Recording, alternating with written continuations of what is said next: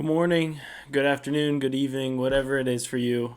Welcome back. And today we're kind of going through a brainstorm, if you will, with me, just kind of how my mind works, how I am going to kind of move forward with all these different podcasts. Now, whenever I usually brainstorm what I'm going to have as the topic for the next one or what the next tutorial is going to be, I don't really have an idea. And whenever I don't have an idea, it gets hard to sit here and talk to myself for 20 minutes straight.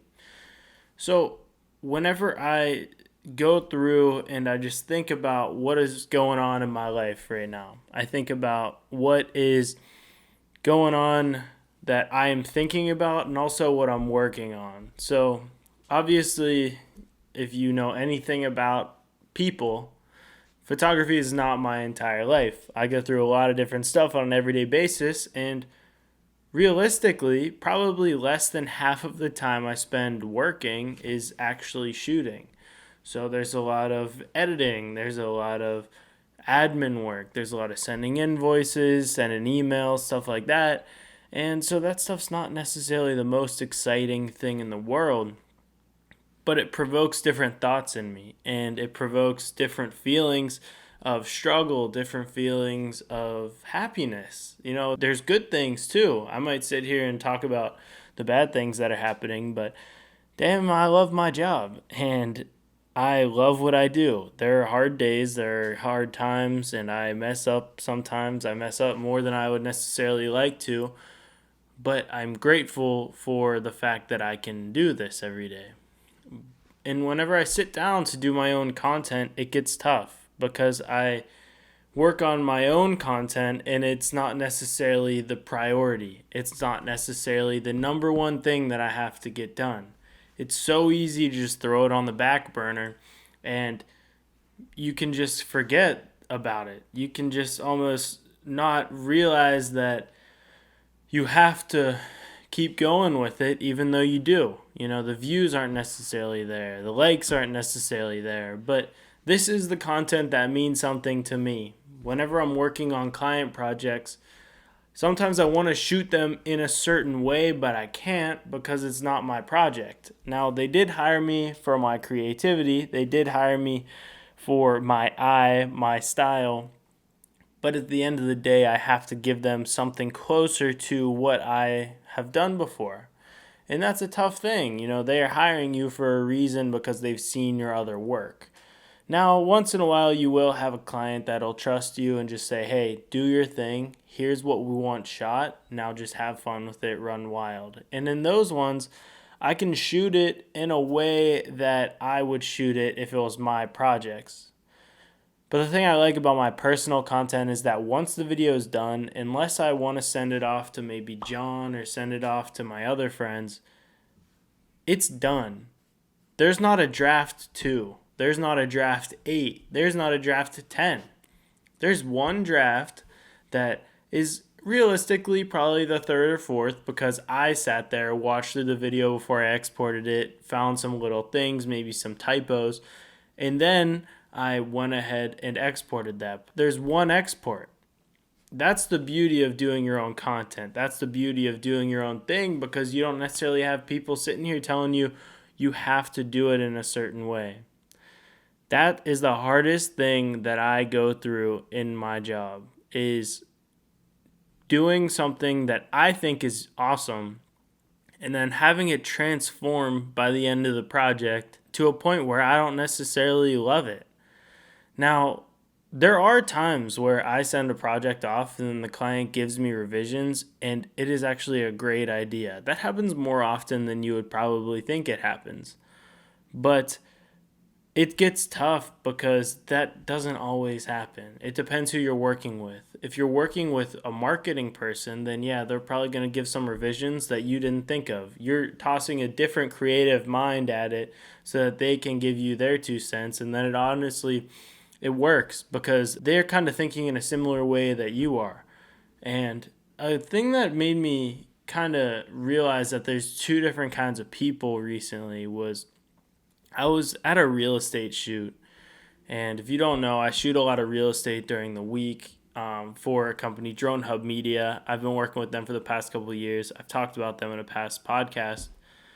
But I was on a shoot for them, and the real estate agent I was with, she was kind of just hanging out with me while I was shooting, and we were having a really nice conversation. Whenever we were talking, she was talking about how her boyfriend or husband, I forget what it was, how they work differently and how she takes a second to get up. She needs some time in the morning to just do her thing. But her husband or boyfriend, he can just get up and go. This reminds me of me and my brother. Now, my brother is a very, I would say, type A kind of person. And he's business minded and doesn't necessarily, our minds just don't work the same. And that's okay. There's nothing wrong with that. But he can just get up and go. But me, I figured out what works for me is getting up, drinking a cup of coffee, hanging out for a half hour, maybe going for a walk, and then going. If I get up and go straight to my computer, a couple hours in, I'm going to be super overwhelmed. I'm going to feel like shit. But he can get up and just go. Now, I don't have a reason of why he's one way and I'm another way. We were raised the exact same. We did the same things pretty much growing up. So there's not one thing you can put your finger on other than the fact that we're just two different people. And whenever you're dealing with a business person versus a creative, there is a difference. Now, if you are a creative and you want to run a business, absolutely you can do it. 100% you can do it, but you have to realize that you might be working a little bit differently than people. Whenever you're a creative mind, you kind of go in these hits of creativity, you go in these bursts of energy. Now, there's ways that you can kind of combat it, and I found that originally, whenever I was starting out, I did not want to have a schedule. I didn't want to have a schedule that I got up, worked, went to bed. I didn't want to have that quote-unquote 9 to 5, but as I've evolved and as I've worked more, there's a reason that a 9 to 5 is a thing. A 9 to 5 is a thing because it gives you parameters of when you have to work. Now, yeah, whenever you talk 9 to 5, it's usually in the classification of working for somebody and punching in your hours whenever you're working for somebody. In my case, it's me working in general, doing my thing. And it can be client projects, it can be my own projects, but generally I try to keep it within those hours because before 9 o'clock, I should be doing my own thing, maybe working out, maybe taking that time to myself. And then after 5 o'clock, yeah, I end up working probably till like 7 sometimes. And yeah, there's night shoots sometimes where I have to shoot sunset or there's an event at night that I have to shoot. This isn't perfect, but most days, I can be done around that 5 or 6 o'clock mark. And to have this long-term success, you have to accept that you can't work all day every day. Working till midnight is not going to help you. Working absolutely every second is going to burn you out.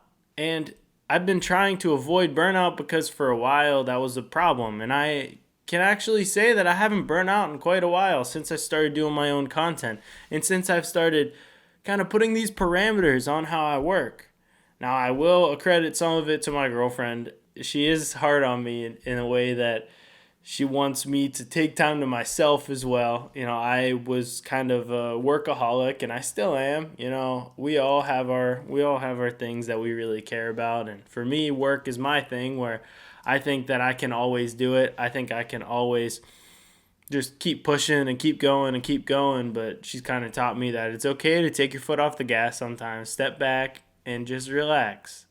Now, whenever I relax, I don't necessarily go watch movies. I don't know, what do people do when they are relaxing? I have actually found that I like to cook, and I like to watch YouTube and just kind of listen to music and work out. You might think I'm crazy. I know I'm a filmmaker and I don't watch movies, but you know who actually I related to recently was Mr. Beast on Joe Rogan's podcast. He talked about how he doesn't watch movies, he just watches YouTube. And I was like, damn, that's it right there. I don't really care about having a film on Netflix. I care about having my YouTube channel be successful. And it's so much more accessible today than it was so much long ago. Everyone used to want to come up if it's a filmmaker and they wanted to make movies. But that's not the case anymore. Nobody really cares. Nobody really cares about their films being on the big screen except for the validation. But the validation is shifting in a direction that having a lot of eyeballs on the internet is cooler than having your film sell in the box office. Now, yeah, it's cool if you have a movie come out. But whenever you're a young person coming up, you can take matters into your own hands and you can do whatever the hell you want to do just from going ahead and making videos and putting them on YouTube. People might watch right away, people might not watch right away. Take little things from your successful videos, your not successful videos, and implement them into the next one. Whenever you are going through and making these videos, for YouTube especially, you realize that titles and thumbnails do matter. Now, I was a critic on everything in that nature whenever I was just a YouTube consumer and not creator. But now, as I am putting out videos, I'm putting out more and more videos. I have realized that the YouTube title and thumbnail are huge, especially the title. You need to have a searchable title. If my title is, "Hi, my name is Joey," that might not be cool right now because nobody knows who the hell I am. But if my title was breaking down this MacBook M1 Pro alongside with my Canon EOS R5, there are searchable titles there. People looking up the R5 are going to get fed my video. People looking up the M1 chip MacBook Pro are also going to get my video. So that is huge. That's what means something to YouTube. You need to learn the game. You need to learn what actually works, what doesn't work. And I know this kind of shifted from what I said the original title was going to be, what I said the original topic was going to be, but this is just what was on my mind. I couldn't come up with an idea. So this was kind of me brainstorming, thinking of ideas. How do I come up with ideas? How does my mind work? How do I analyze how my mind shifts in different directions whenever I'm having days where I can just go, whenever I'm having days where I need to take more time to myself? It's tough. You need to kind of put these parameters on you and it'll help. Now, sorry for this one. Sorry if it was a little bit rambly, but I enjoyed it. This is what I needed, and helped me get some things off my mind, helped me get my thoughts together. So I appreciate you guys watching, and I've been putting out tutorials as well. I've been putting out tutorials every Saturday, and that's something that I'll be doing for the foreseeable future. I hope you enjoy those. I don't know what the next shift will be because right now I'm putting out a video every single day on my YouTube channel, which is cool. On the channel, we'll go through the days. Sunday will be a YouTube short. Monday will be a YouTube short. Tuesday, a podcast. Wednesday, a YouTube short. Thursday, a podcast. Friday, a short. Saturday, a tutorial. So that's what we're looking at right now. That's 3 long-form videos a week right now. And if I can sit back and look at that right now, I'm pretty proud of it. And this is something I've wanted to do for a while. I never really put out videos under my own name other than posting my work on my Instagram, but I never really worked on projects just for myself, especially in a while. So I'm pretty proud of myself for sticking to it and staying ahead of this and finding the people necessary to help me along the way so that I can stay consistent with it. And thanks for watching. If you're new here, what's up? Thank you. And I'll see you guys soon. Peace.